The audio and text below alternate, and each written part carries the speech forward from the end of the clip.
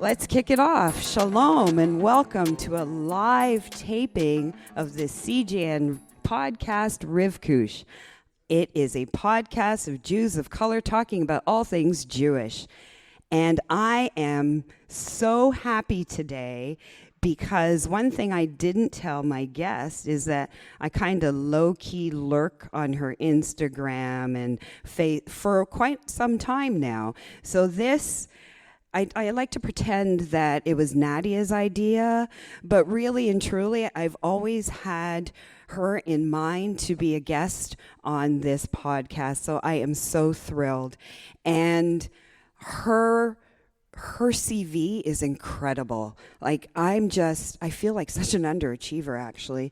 So her name is Ysabella Hazan, because I love that name, and we're going to talk about her name, Hazan.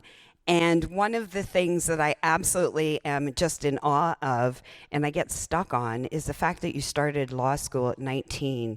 I'm trying to think of what I was doing at 19, and I think I was in university, but I was like partying. So I'm pretty impressed. Anyway, she has 2 degrees. She has her degree in civil law and also her JD of law, which is really impressive. Worked for the Israeli consulate, started a grassroots organization called Decolonize Judean. Got it right, didn't I? And she is among Canada's top 13 advocates and has also been included in the world's top 50 Israeli activists. She has won a distinguished leadership award both in 2019 and in 2021 as a leader of the Montreal Jewish community. We are so blessed. I am so lucky to be sitting here with her. And just to add even more, Ysabella has just come back from Israel via some country and then spent an inordinate amount of time getting to Toronto from Montreal because the airline kept canceling her flight. So it's been quite the journey for her to come here. So let's welcome her. Thank you. Thank you so much.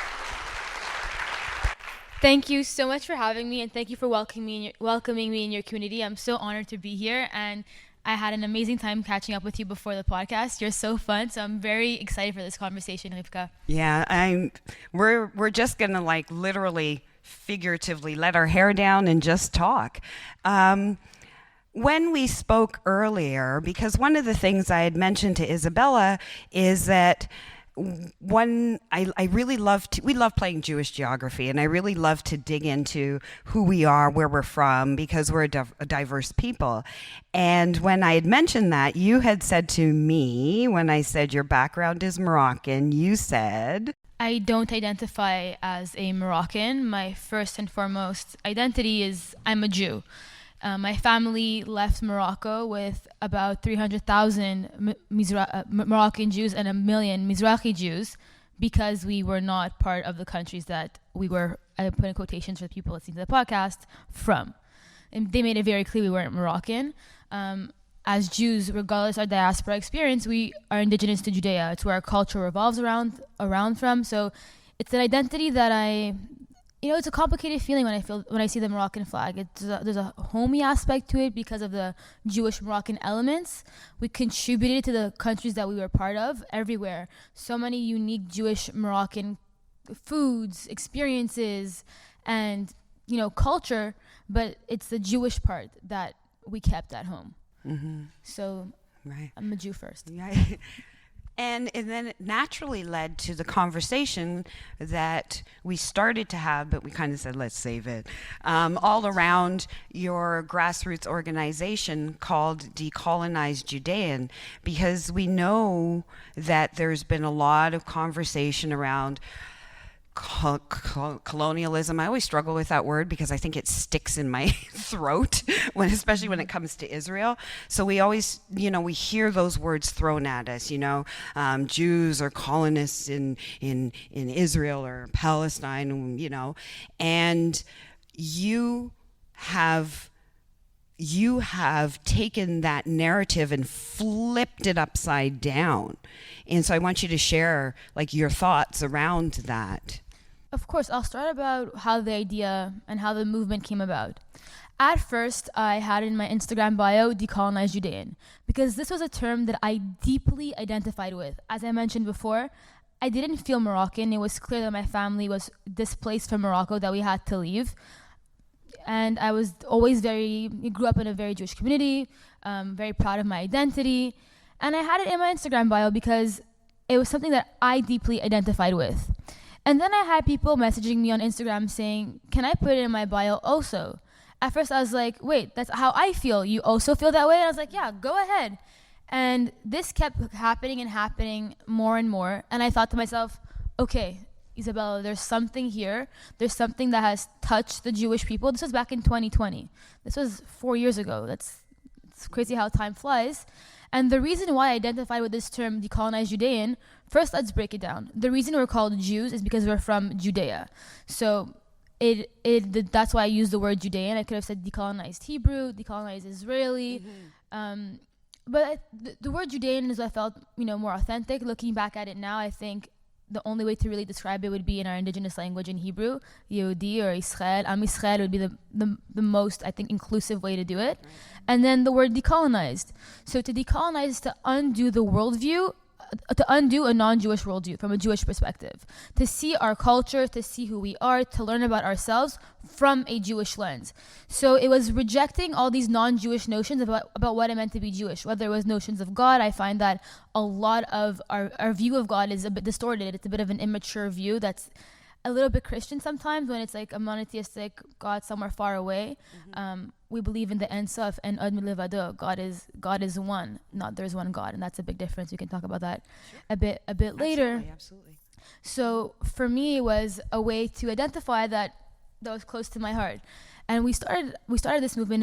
It was really a movement, and then we slapped it on some hoodies, and that's how it kind of got started. We slapped it on some hoodies. That's how you start a movement. No, but we did. We did, and it was the people. People say it's a clothing line. I'm like, okay, I need really, that, it's right? Not. I need that hoodie. I got you, girl. Okay, I got you. Right. When I'm back in Montreal, I'll send you over some. I'll go to Montreal to get. I'll even give the synagogue a promo code. No problem. Do you hear that? Promo code. So that's really how I identified what felt most authentic and needed for the Jewish world right now. And that's how it started. And the reason why I say I slapped it on a hoodie, because some people call it a clothing line. I'm like, that's really not what it was intended to be. It just happened to be. The hoodies are nice, they're cool, but there's nothing really particular about the material, the design. It's just a dope hoodie because of the meaning behind it. Right. It's the meaning that Jews were attracted to, especially Jews who I find are their diaspora experience was in Europe, or who happen to also be white passing or white functioning, because a lot of their experience is to be, and as all of us, to be pushed away from our land. And I noticed that they felt especially drawn to it in a unique way because, given what people call us white colonizers, we know it's not true.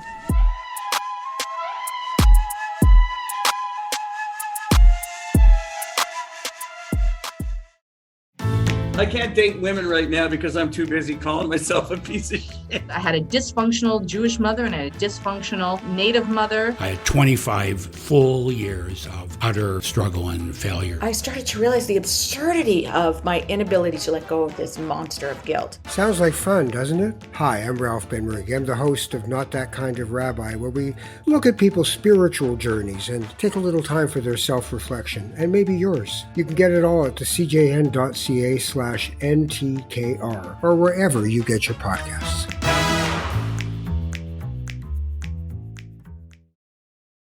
When we think about how diverse we are, and yet that's the narrative that's taken hold, is that Jews are these white colonists of this land that belong to brown people.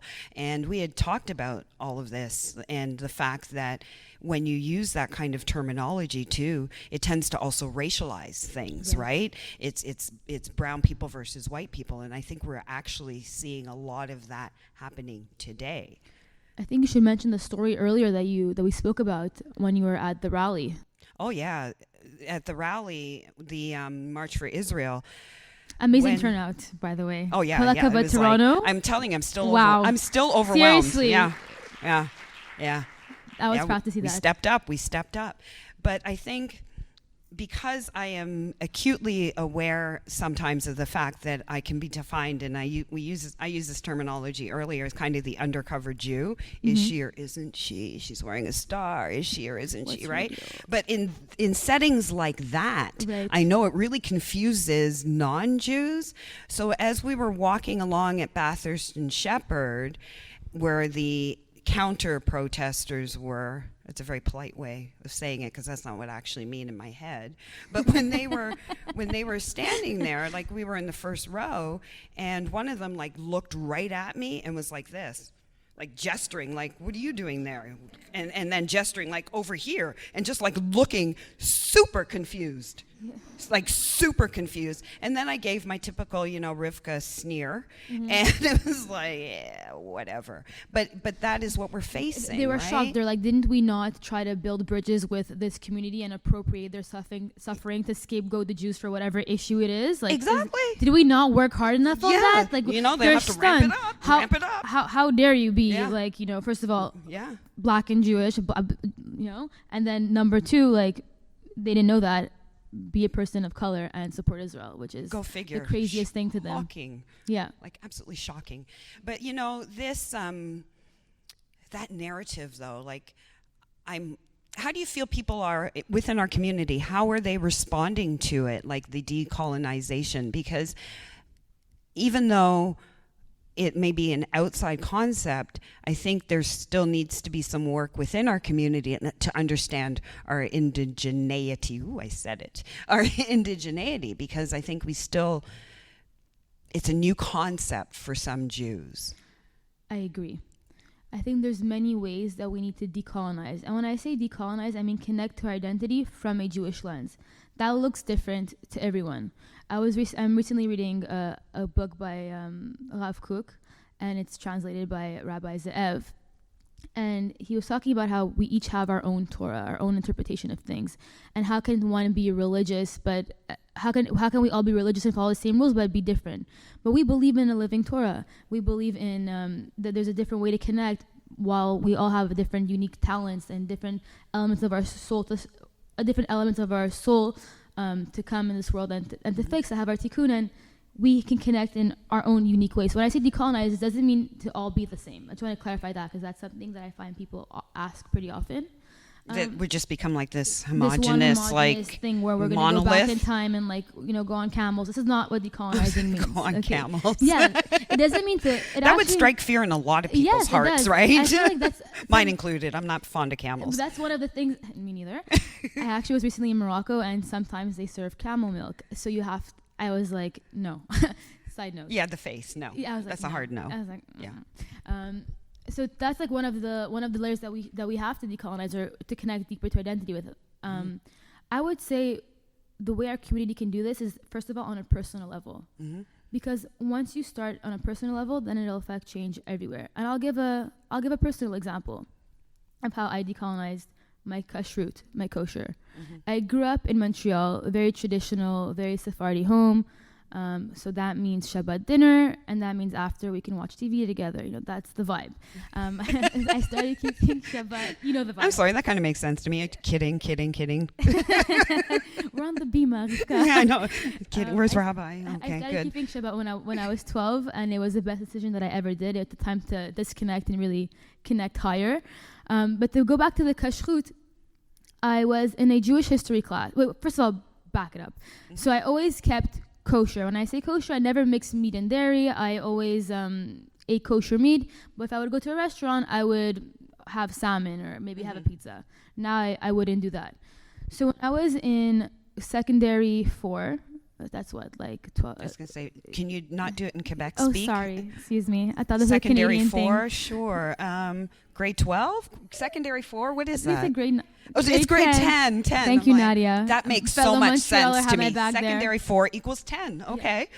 So when I was in grade 10. Excusez-moi, my Jewish history teacher, Morefima, was talking about the Jewish experience in Spain and talking about the Spanish Inquisition. And he had said that Jews had a choice to eat pork or to die. And many Jews chose to die. Of course, the rabbinim of the time later said, pikuach nefesh, we choose to live. But it got me thinking, I am the descendants of Jews who made a choice to preserve their Jewish identity, a choice to honor their commitment to Hashem and to our people and to our ancestors. How can I, in a world where you just look at a hechsher on a package, not keep the highest level of kashrut? So that's when I started to keep kosher and a higher level of kosher, because, so that's when I started to keep a higher level of kosher. And as time went on, it was difficult because my why, if you think about it, was the Inquisitors. If the Inquisitors didn't push that onto us, if the anti-Semitism wasn't there, would that have made me keep kosher? No. Oftentimes we see anti-Semitism can be a spark for us to connect deeper to our identity, but it's not deep enough for us to have it and to stay committed to it. So as this mitzvah, as this obligation was getting harder for me, especially socially, forget the food part, going out to restaurants with your friends. Right. There's like 5 kosher restaurants in Montreal. That was the difficult part. I said, I'm going to connect deeper and I'm going to know my why, because clearly my neshama was drawn to this. I love that you're saying that. The why. The why. Of course, we have to. Love it. We're very much focused on halakha and the details, but we should have more of a holistic view, why we do things. And when we have a deeper reason, we don't get stuck in the minute details, and it's so important. Right. So now when I keep kosher because when I eat, I want to be able to elevate something so animalistic, something that's such a need, and elevate whatever it is that I do, and to connect higher. So now whenever I eat, I make a bracha, I make a blessing. And they say also when you make a blessing, you create an angel. That is how I personally decolonize my kashrut, because now I view my kosher from a Jewish lens. I don't keep it because Inquisitors gave us a choice. And that's a personal way that I decolonized. So forget the fact that people call us colonizers, the land that we are from, the land that our Hebrew calendar, our seasons revolve around. We have Adar Bet so that our calendar can be readjusted so that the seasons match exactly with the seasons of Israel, not any other land, not Europe. People say, tell me to go back to Europe. Like, do I look European? Come on. So be for real. But so that is a common chant. It is. And it's socially acceptable. To me. I don't understand that. But whatever. But that is the chant. It is, and it's unacceptable. But this is, to go back to it, this is a way for us to decolonize, to look at whatever it is that we're doing and to ask why. And I think together, the way we connect to Israel, a way to decolonize, and I'm going to talk about what I know is the greatest mistake in Jewish education, whether it is in Jewish schools, whether it's in synagogues or wherever it is. I see it online. Israel is not a safe haven for Jewish people. Yes, in practice, it's a place for us to go and to be safe, but October 7th, the terrorist attacks that are ongoing, I was just in Israel. 3 days ago, there was a Jewish man that was murdered in Kalkilia, burnt alive in his car. We didn't go to Israel because it's the safest place to be for a Jew. Let's be real. Let's clarify that. We have Israel because we have a mission as the Jewish people to return to our land and to use that land as a vehicle of light. We are tied to the land. We don't have Israel because it's a safe haven for us. It's not a bunker. It's not a plan B. It should be our plan A. And the greatest mistake in Jewish education is when we fight for Israel online or we fight for Israel on the news or wherever it is in academia, we say, but if we didn't have Israel, where would we go? But then we can have any other land. And even the whole narrative of that we have done about how Israel was established, which I don't even like to use that word. It's a reestablishment or rebirth, whatever the case may be. But we tend to follow that narrative of Israel being created in 1948 because of the Holocaust, which also speaks to your point about it being the narrative of it's a safe place as opposed to what you just said. Our homeland, where our culture revolves around. We have the Shiva Taminim, the 7 specimens that originate from the land. Our culture is tied to the land. We're not even technically a religion. If you don't believe, I recently saw someone on TikTok convert, a Jewish person thinking they can convert out of the tribe. And all the comments were like, you're going to die Jewish. It's like, you can't leave us. It's like, you're born Jewish, you die Jewish, you're stuck. Ya rien à faire. There's nothing to do. And any other religion would be like, okay, you're no longer with us. Bye. Like, you're missing out. And we're like, you're stuck. Like, this is this is what it is. We're not even technically a religion according to our own belief system, because even if you reject our belief system, you're still part of the tribe. You're We wish like you you said, flesh them up, you're but you're stuck. still part of the tribe. You're stuck. That will resound with me. You're stuck. You're stuck. Mm-hmm. You're stuck. You made me think of something that I just found today, and I'm just going to read it because I think it ties in. It's a quote. Judaism is a land-based agricultural religion and culture, with Jews maintaining a sacred and spiritual connection to the land of Israel throughout our historical consciousness. The concept of land relationships and stewardship forms an essential cornerstone for the indigenous identity of any indigenous peoples. Native American Jewish activist Lonnie Dawn. Very powerful. Yeah. And I think what's great about that quote is it acknowledges the fact that being indigenous, even though as Jews we were there, prior to any of colonizers that were there, it doesn't have to do with the first peoples of the land. It has to do with the relationship to the land. And a part of decolonizing is understanding that. It's not just a superficial word that we can throw as a gotcha. It's very profound. We are the ancient custodians of the land. The land responds to our touch. People like to say that it's a colonial thing to say that before we got there that it was a desert, but it actually was. It was a desert. There was malaria swamps. When the Jews came back to our home, we made the land flourish. We made the land green. And what a lot of people don't like to mention also is that we brought economic opportunity. So a lot of the Arabs that are in Israel today, many of them identify as Palestinians, but a lot of them came, from Egypt and other parts of the Middle East because of this opportunity. I have a friend, Saeed. He lives in Yafa. His mother is Palestinian, but his father came from Egypt to come and work the land and figure out economic opportunities. Right. We brought that in. We made the land flourish. And they say that our sages tell us that when the Jews return back to Jerusalem, the Shekhinah, the godly presence, will be on top of there. So we have this belief system attached to the land. And even though, I like to say this because a lot of the enemies of Israel, when I say Israel, I mean the land and the people, because we're one. Israel is literally encrypted in our soul and our DNA. They like to call us colonizers to the land that we are from, but they should connect or at least see what we see, what we tell ourselves. They should know, I put in quotations, their enemy's story. They're making us the villain of their story, but even if they don't believe it, they should know our, mythology. Our mythology is all about Israel. Right, Jacob's ladder, the dream. Right. Every inch of land you dig, you find Jewish artifacts. But do you feel that because it sounds great for us to say that, and it kind of reminds me of the conversation we had earlier about listening to narratives and understanding narratives, but do you feel that there is an undercurrent of they actually don't care? Do you feel that the dislike of Jewish people is so intense that they don't care? I think it's both.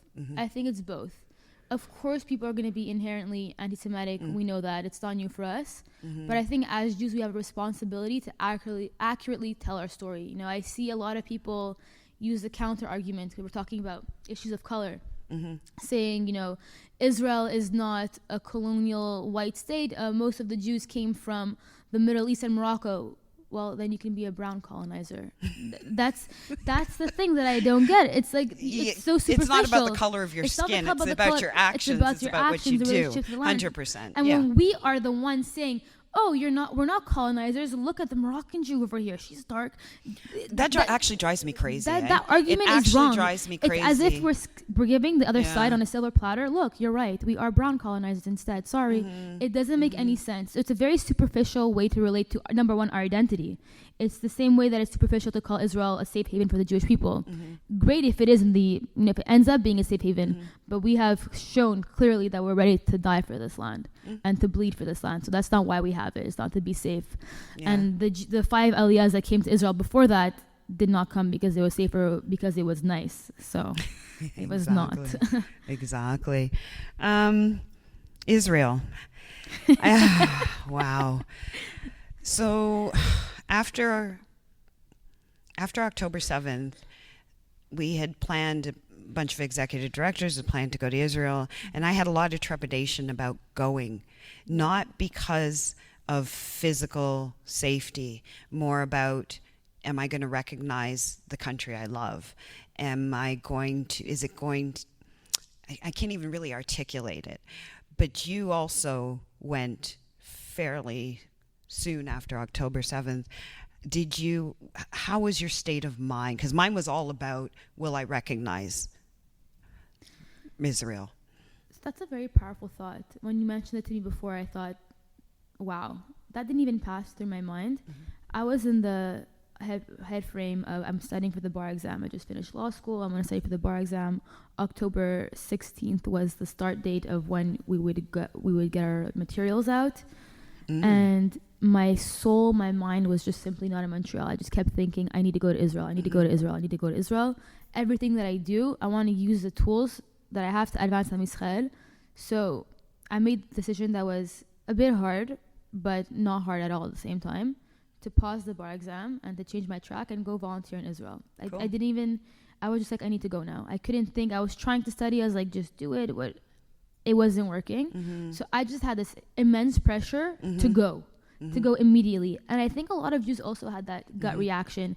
A lot of people like to say, they're going to resist us, but they're going to resist us. They're going to push us out of the land. October 7th is going to scare us. Their resistance, but there was more Jews going to Israel than there were Jews leaving Israel.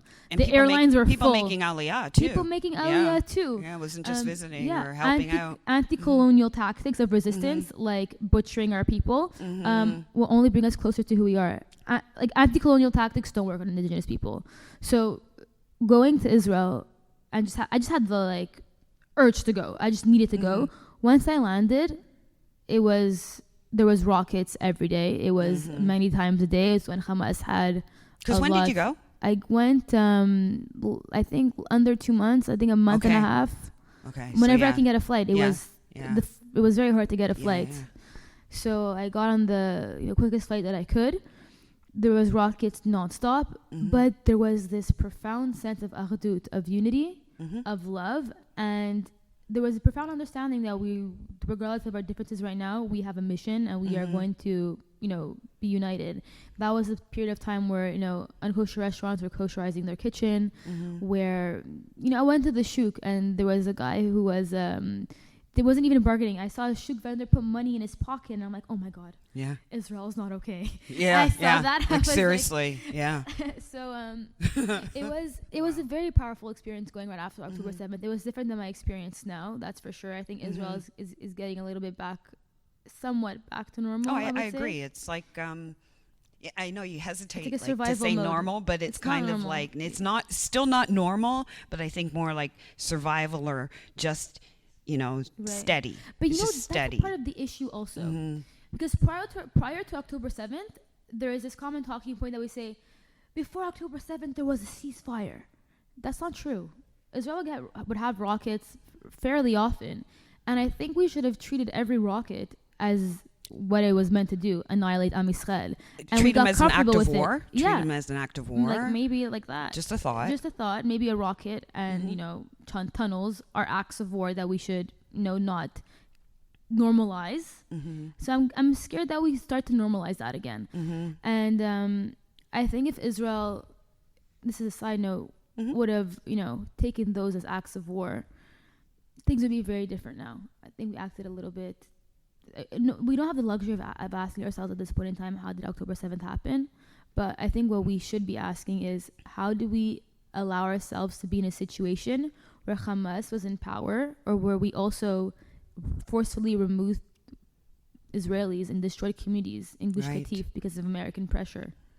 That was like the Israelis who left didn't give up the land for peace.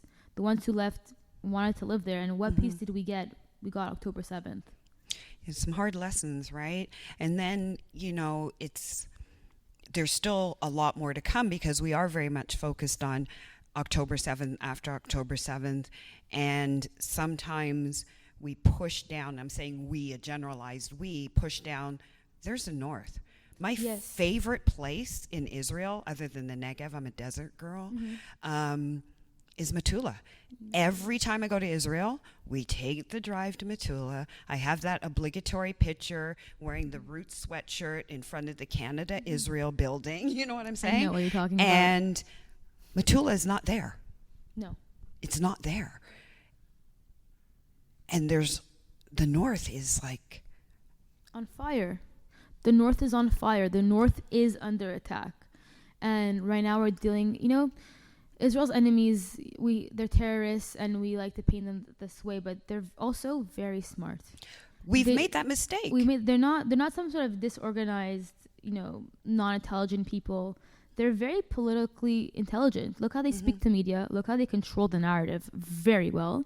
Iran is what I'm worried for is in this war is not that Israel can't defeat Hamas. Israel will, even though there's some American pressure and maybe they're having us fight with one arm behind our back.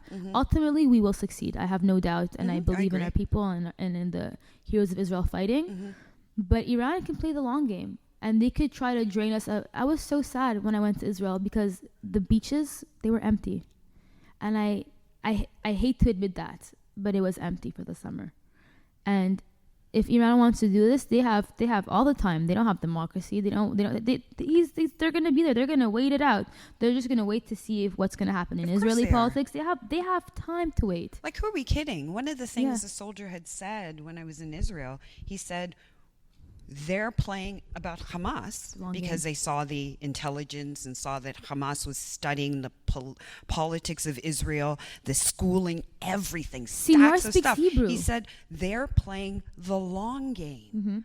And that's something that, he said we should have caught on to. The long game. We have been putting out fires and playing the patching up the boat. Wash, rinse, and repeat is what I call it. They shoot, we shoot. U.S. says, okay, behave yourselves. Israel, behave yourself. Okay, let's negotiate. Okay, ceasefire. Okay, pause. They shoot, so we've been playing that game, which they've also been playing, but they've also been playing the long game. We're checkers, their chess. 2021. It's crazy. That was what, a 10-day conflict, a 10-day war. They didn't want to exhaust themselves. That was like a test run. They wanted to see what the response would be. I guess it wasn't enough to establish deterrence to not have October 7th. It was a test run. They did what they threw rockets. There was a mini war. They tested out narratives in the media also, that too. But Iran, who's orchestrating this, the head of the octopus, who's really in charge, who has their proxies and trying to create a ring of fire around Israel, they know very well that Israeli economy cannot withstand years and years of war. Right now, there's no tourists in Israel. It's crazy. Still, eh? Still, there's May when I expected because it was the what I call the Yams. There was hardly anybody, but still not. No, there was not. Like Tel Aviv beach should be packed. Yeah, it should be. The hotels should be packed. You go to the beach, you don't have to the chairs are empty. There's only a handful. There's a lot of Israelis, but you hear Hebrew. You don't really hear English. You don't hear Italian. You don't hear the French. As much as the French are annoying on the beach sometimes, I miss them. I do. I miss Ice Café Achshav in Bulgarit. I miss them. It's quiet. Remember those words, okay? Because they will be back. B'ezrat Hashem. Oh my gosh. But we will win. Sorry? We will win. I believe in Am Yisrael. I don't even. For me, that's not even a question. Not a question. It's not a question. For me, it's more like it's just long. It's just long. You know what I'm saying? And you're right. How much because we're still people, and there's still, like you said, stresses on the economy, stresses on the psyche, stresses on the soldiers. Absolutely. I met with a soldier at the Sheba Medical Center, Aaron. He was a person in tech, and a lot of the soldiers on the front lines just are reservists. They have to go back to work eventually, or school. Yeah. That's also why I forgot to mention this. A motivating factor for me to go to Israel immediately after was, how can I be studying for the bar exam when Israeli universities are still closed? I have to be with my people. It was a profound urge. They opened up many months later. Yeah, they did. Wow. So school. Law degrees. Again, I feel so insecure. I wish the podcast can see the face you make. It's like half the. No, I think it is so awesome. Like, it is just so, and you're just so, I love seeing the focus, you know? So I just love it. But what I want to know is, what are your plans around it? Like, what's your goal? What's your thoughts, and how you're going to utilize your law degree? So degrees. Okay. There's many ways that I want to use my law degrees. I know that one thing's for sure. I want to use whatever knowledge or talents that I have to advance Am Yisrael. This is something to me that came natural since I'm a kid. I've always had this urge. Someone that I would love to work with, manifesting. So you guys send positive energy is Hillel Neuer. I really respect. Do you hear that? Anybody have any connections? Hook her up with a job straight away. Y'all hiring? No, just joking. So I really respect him and the type of work that he does. I recently did a video with him. It was great. You have to check that out on Instagram. It's amazing. Yeah. Thank you. Something like what he does, he holds the UN accountable. There's a lot of Jewish legal figures that I look to. Eugene Kontorovich, he's an amazing academic. He really sets the legal arguments. So I think we need more. Well, we have amazing legal minds, Jewish legal minds, but I think we need more Jewish legal minds fighting for Israel in a way that's like accessible. That's something that I always really focused on, especially with decolonized Judean, is breaking hard concepts and making them, palatable and easier. Right. The issue with that sometimes is like, do you want to get into sloganeering, or how deep could it be? But when we want to change the culture and shift culture, we have to do that. So one of my goals, I guess, is to make law and like Jewish arguments with the law. I feel like I've spent 4 years studying the law of Isav. I eventually want to start studying halacha more, but I want to be able to use these tools and to integrate them to fight for Israel in a better, more credible, more nuanced and way, and also in a different forum. So that's what I would like to do. I have some micro goals, like working with Hillel Neuer is a micro goal. I would love to work with someone like him. Hopefully clerking at the Israeli Supreme Court once I pass my bar exam. So I have micro goals that. Clerking for the Israeli Supreme Court, you're calling a micro goal? No, like a short-term goal. Okay. No. I'm thinking micro as in little. I'm like, no. Am I hearing right? No, but that's temporary. Okay, so it's my translation that's off. Okay. No, I mean like temporary. Like, it's not. It's something you do for 6 months. Thing. Yeah. Okay. So I have many smaller goals that I want to achieve, but they're very ambitious, like the Supreme Court. I would love to do that. I know some people who have, and gonna ask them for advice. But for now, I'm really just focused on passing the bar exam and working on my activism. That's really the goal. So the UN, you made me think of something, because we started to talk about it a little bit, and I did jot it down because you spoke with Hillel and the whole thing around UNRWA. So full confession, in the back of my head, I know about it and this and that, but it wasn't until I went on that interesting course where I had to learn to expose myself to other narratives and appreciate what other people say about the Palestinian-Israeli conflict. It was a very tough couple of days, but nonetheless, one of the things we delved into how this organization was established, and I heard things that I may have known but didn't really process, like around the fact that once a refugee, always a refugee. I was like, I actually had to look at it again. I'm like, that doesn't even make sense. And it actually had me shook. It actually had me angry, because I finally actually sat and paid attention. And I'm like, who thought that this was okay? And how could we, not we as Jews, just we as a society, be so stupid? I don't think there was any other word I can think of. It's like, so they could become Canadian citizens, but they're still refugees, as is, grandchildren, great-grandchildren. Like, come on. Right. It's like the Syrian refugees who came to Canada. In 3 generations from now, in 1 generation, their kids, and once they come to Canada, are no longer refugees. That's the normal course exactly. of it. UNRWA essentially created the refugee problem, because they're passing down refugee status from father to son, from generation to generation. That's why you could have someone with like Bella Hadid tell you with a serious face, I'm a refugee. Okay, so I'm just going to cut in.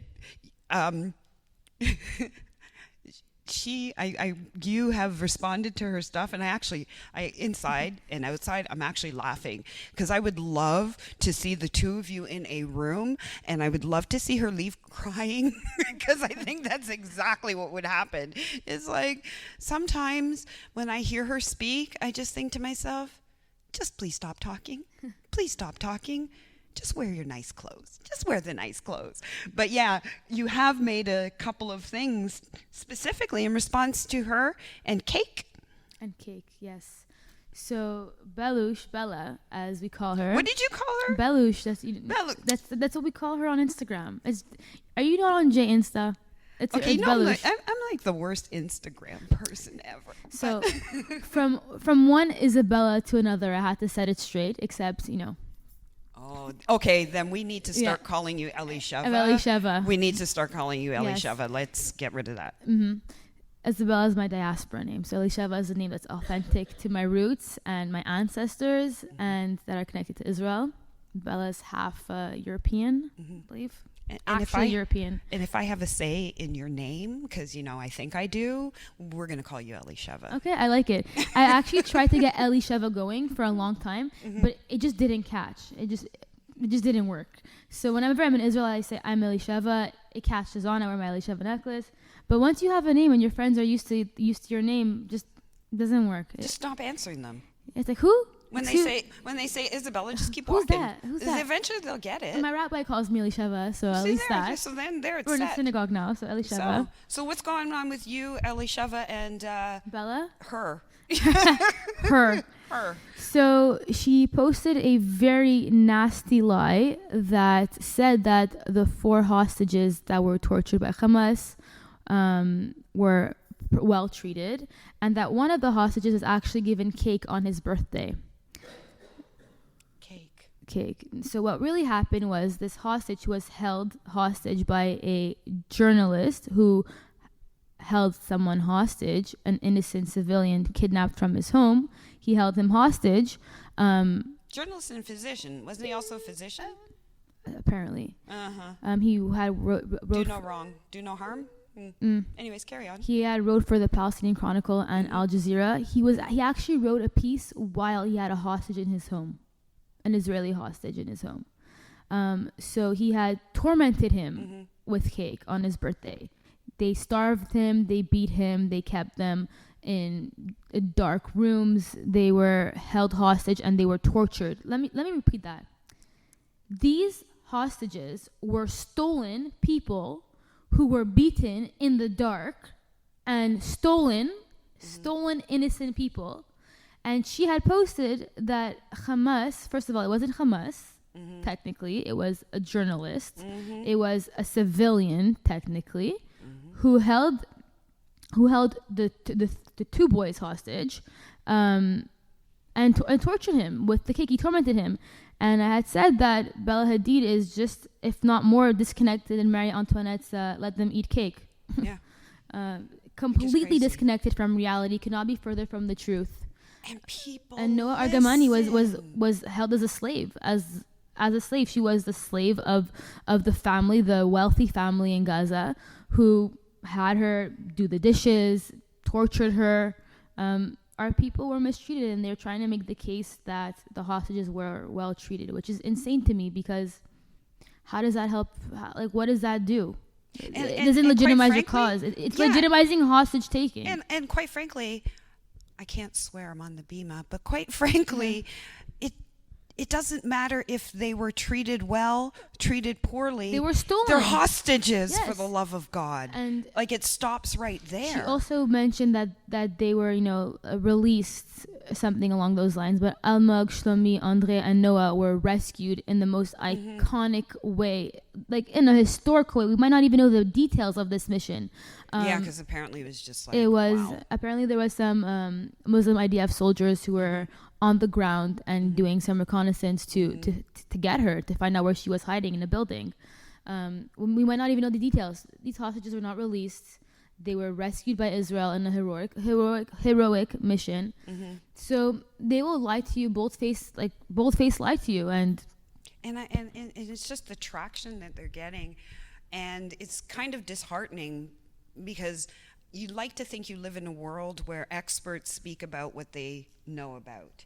And it seems like everybody is an expert on everything. And, you know, we talked earlier about Bridgerton. And I didn't think that was going to come up. You know, because I binge watched Bridgerton, that I'm surprised I'm not speaking with a posh English accent right now. But somebody said, well, you know, this particular actress is turns out to be, you know, anti-Semitic, whatever. And I was like, no, don't ruin something else for me, because it's too much now. It's too much, you know? And, okay, if I don't expect X to have an opinion on Y, but yet for some reason, because some people have this platform, they think they can speak. And it's so dangerous. I'm going to bring this down to even something more local. Mm-hmm. In Montreal, I recently went to City Hall, and Mayor Laplante was saying what we do to protect. Her answer to anti-Semitism and what to do to protect it was, you know, the police, and that, you know, the police are there to protect, and the police will, you know, intervene, so on, so forth, and that's what it is. That was her answer to the rising levels of anti-Semitism. Police. And how does this connect to Bella Hadid? Well, the answer to Jew hatred is not policing. That's like once it's too late. That's when it gets physically attacked. So when you have a culture where someone like Bella Hadid can say hostages were fed cake and will tell it to you and believe it, when they're calling us colonized the land that we are from, when they're telling us to go back to Europe when Europe is the place that gassed us, when they're saying these things and it's accepted into culture, that's the issue. You know, that's where we have to fight it within the culture, because 100%. Policing won't help. And that, like, speaking to, you know, the mayor and hearing their responses, is there's something that's not being understood here. There was a pogrom this week in LA. You know, that was not a protest. That was a pogrom on Pico Street, the synagogue that was protested. They was protested because first of all, we don't protest synagogues, we don't protest places of worship. There's no because. But apparently their reason was that there was you know, an event that was selling land in Israel. Oh, like what they did here. By the way, you know, they did that here. Yeah, in Montreal also. At the Bayit. And it goes to show you, whatever inch of the land that they say is occupied, it's not a genuine criticism, because they're not talking about the West Bank. They're talking about Netanya. I also don't think any part of the land should be Judenrein or Jew-free. So if Jews want to buy land in Area C of the West Bank or grow anywhere else, I'm all for that, living in the land of our ancestors. I don't think that should be a controversial take at this point in time either. Well, I have to say thank you. Not I have to, I want to. You are incredible. I hope this is the beginning of a long relationship. It is.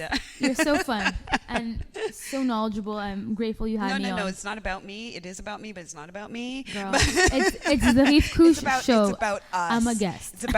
It's about us. And I'm so glad that I had this opportunity to sit down and have a conversation with you. Thank you. And I'd love to continue the conversations, and let's figure out what to do moving forward. So thank you. Thank you so much. Thank you. And I just want to say a general thank you for everyone. Thank you to Beth Tikva for hosting the live taping of the CJN podcast, Riv Kush, produced by Michael Freeman, theme song by West Side Gravy. Thank you, everyone. Thank you.